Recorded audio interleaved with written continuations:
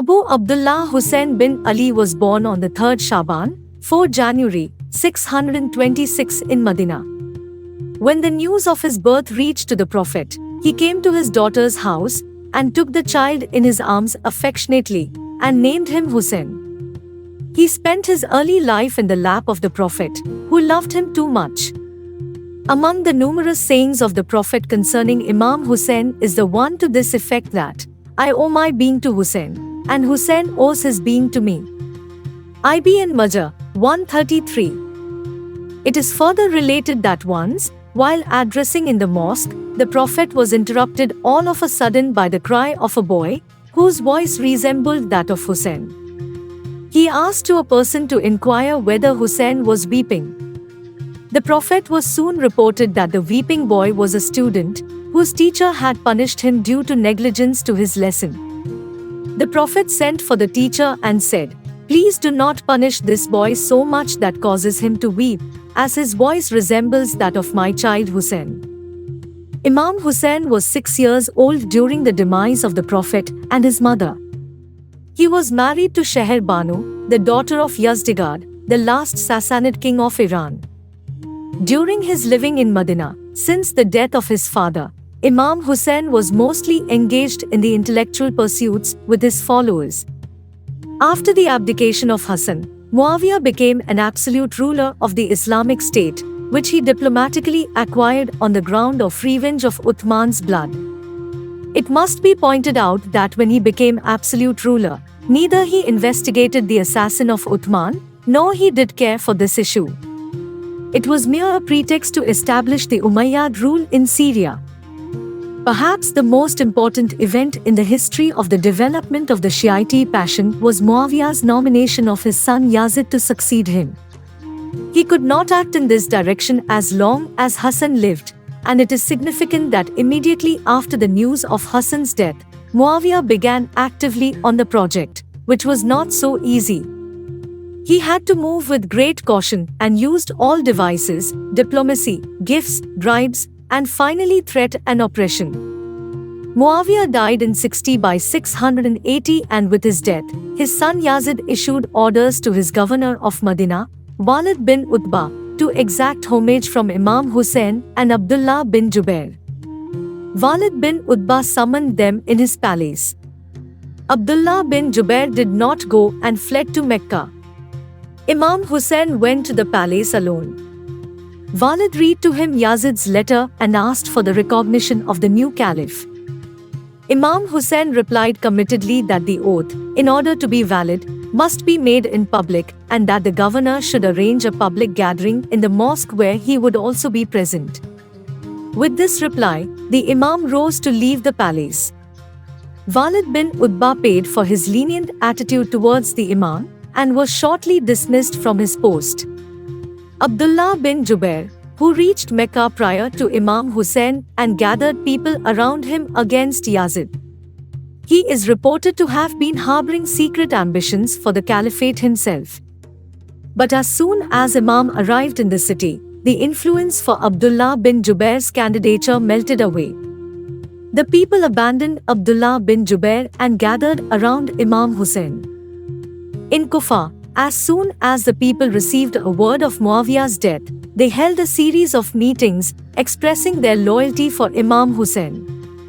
They sent out numerous letters, urging the Imam to come in Kufa to guide them and release from the tyranny and oppression of the Umayyad. The first letter Imam Hussain received on 10th Ramzan, 60 June 15, 680, it was signed by Sulaiman bin Surad al-Khujai, Al-Musayyab bin Najba, Rifa bin Shaddad, Habib bin al-Muzhir, and Muslim bin Afsaza on behalf of the Kufans.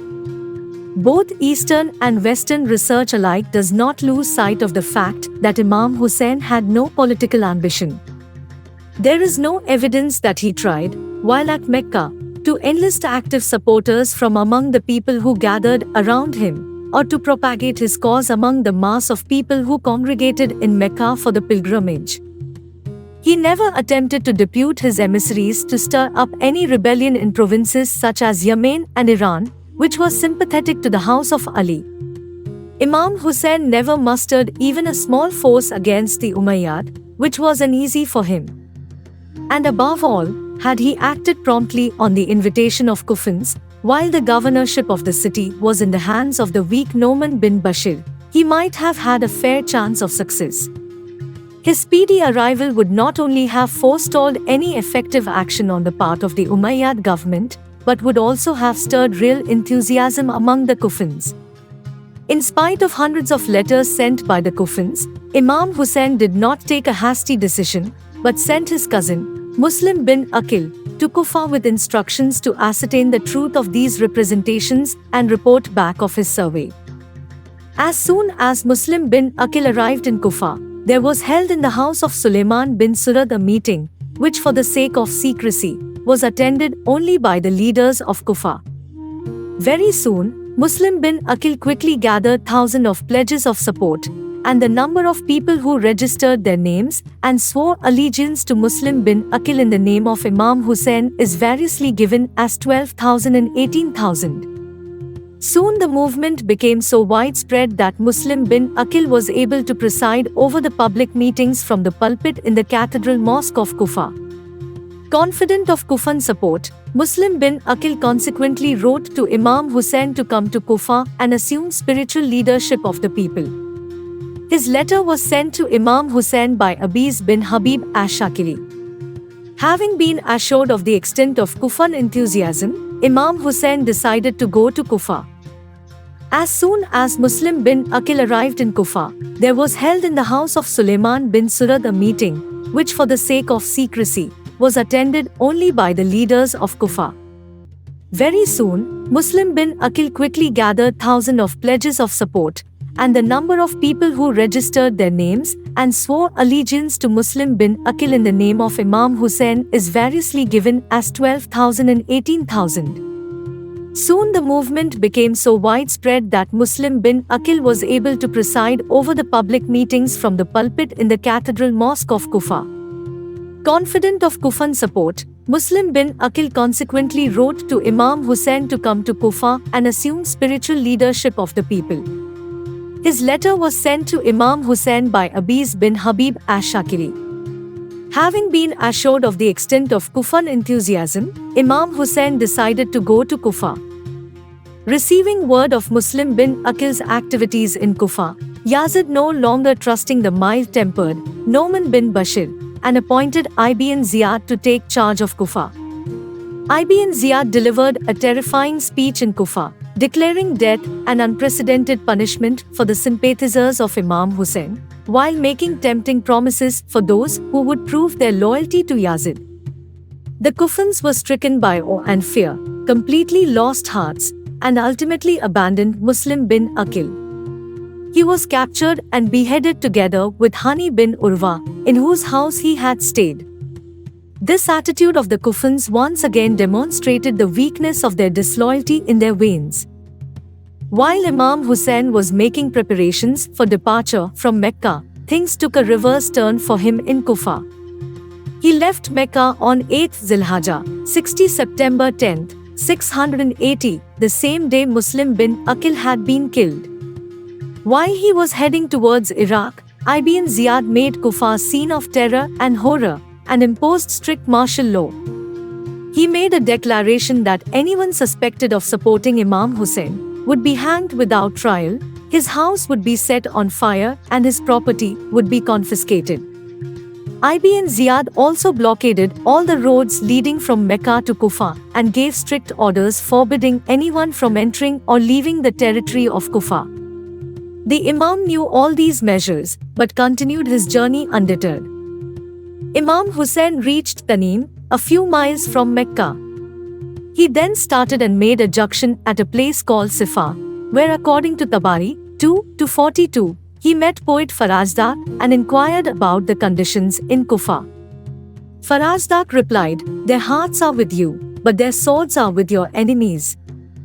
Imam Hussain resumed his journey and reached Salabia, then Vacasia. Khuzemia was the fifth resting place, and thence he advanced and alighted at Zubala. When he reached Ath Thalibia, he received word from some travelers of the executions of Muslim bin Aqil and Hani bin Urwa. After leaving it, Imam Hussain reached Batan Aqiq, a place few stages from Kufa, and upon learning of the strong military force stationed at Qadisiyah, he changed his route to enter Kufa from another direction. Hussain bin Numayr, the Umayyad commander at Qadisiyah, was informed of Imam's change of route and sent a detachment of 1,000 troops under the command of Hur bin Yazid at-Tamimi to intercept him. When they appeared on the horizon, Imam ordered his people to pitch their tents at a place called HUSSAIN. The army of Hur soon reached Imam Hussain. The day was very hot and Hur's army had run out of water. Imam ordered his men to give water to the Umayyad troops and their horses.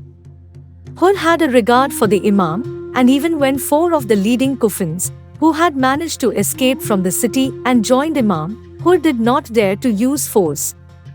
Imam explained to his adversaries the reason which had caused him to set out. According to Tabari 298, Imam said, "O people of Kufa, you sent to me your delegations and wrote me letters saying that you had no Imam and that I should come to unite you and lead you in the way of God. But if you have changed your minds, have become ignorant of our rights, and have forgotten your delegations and repeated appeals to me to come for the sake of your religion, I shall turn back." Then Imam Hussain showed Hur 2 sacks full of letters of the Kufans, but Hur said that he knew nothing, and that he had come with the orders of Ibn Ziyad to arrest him and his party. Imam refused to submit, but still Hur did not use force. It was however agreed that Imam Hussain should keep on travelling along the Euphrates in the opposite direction from Kufa until fresh orders arrived from the governor, and that Hur would follow closely. When they reached the district of Nineveh, a horseman arrived from Kufa and gave a letter to Hur from Ibn Ziyad, ordering him not to allow Imam to make halt except in a desert place without fortifications of water. Imam, therefore, advanced a bit, turning to the left when Hur's contingent stopped him from moving further and asked him to alight, adding that the Euphrates was not far from there. Imam said, "This is the stage of distress, karab, and trial, bala," and got down from his horse, Tabari 2:32. Thus this place became known as Karbala, about 25 miles northwest of Kufa, where Imam pitched his tents when it was 2nd Muharram, 61 October 2nd, 680.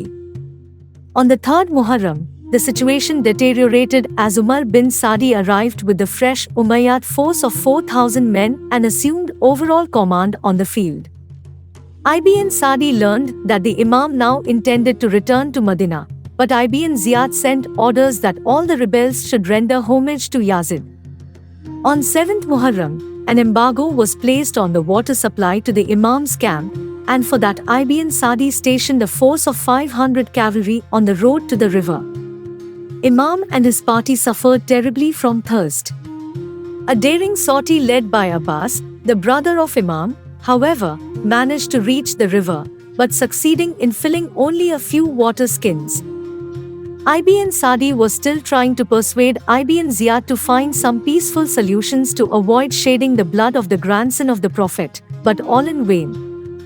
Ibn Ziyad sent his final orders to Ibn Sa'd through Shimar bin Dhul Jawshan, either to attack or hand over the field command to Shimar.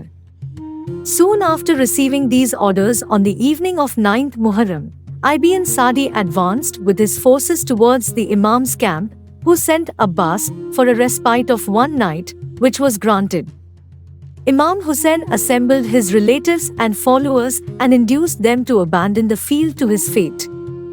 The relatives and followers of the Imam refused to leave or survive after him, and demonstrated an unshakable devotion to the Imam, and said, "By God, we will never leave you alone until all of us are killed and our bodies are torn to pieces. By this we will have fulfilled our duties to you." Tabari 2:322. Thus, the whole night was spent in prayer, recitation of Quran and worship. The borrowed night ended, and the fateful morning of 10th Muharram brought with it the summons of the tragic result of the family of Ali bin Abu Talib and its handful supporters. Imam drew up in front of the tents his small band of 72 men, 32 horsemen and 40-foot soldiers of varying ages ranging from 70 years old Muslim bin Afsaza to the 14 years old Qasim bin Hassan bin Ali. Zuhair bin Qayan was given command of the right wing, Habib bin Mazahir al-Asadi of the left, and Abbas bin Ali was entrusted with the standard of the Hashemite house. Shortly before the fateful battle began, Hur bin Yazid, the Umayyad commander, the first who confronted Imam and forced him to halt at Karbala, was now confronted and agitated by his own conscience and feelings. He suddenly spurred his horse and threw himself at Imam's feet. Hence, a skirmish ensued, but the men of Imam kept within their camp, where they could only be reached by the archers. From time to time there were single combats in defiance. It began in the morning and ended shortly after noon as both parties desisted from the fight at the hour of noontide prayer.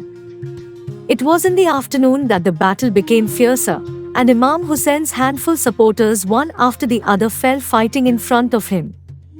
The first to be killed was Ali Akbar, the son of the Imam, followed in quick succession by the son of Muslim bin Aqil, the sons of Aqil, three brothers of Abbas bin Ali, then Qasim, the son of Hassan, and eventually there remained only two, Imam Hussain and his half-brother Abbas bin Ali.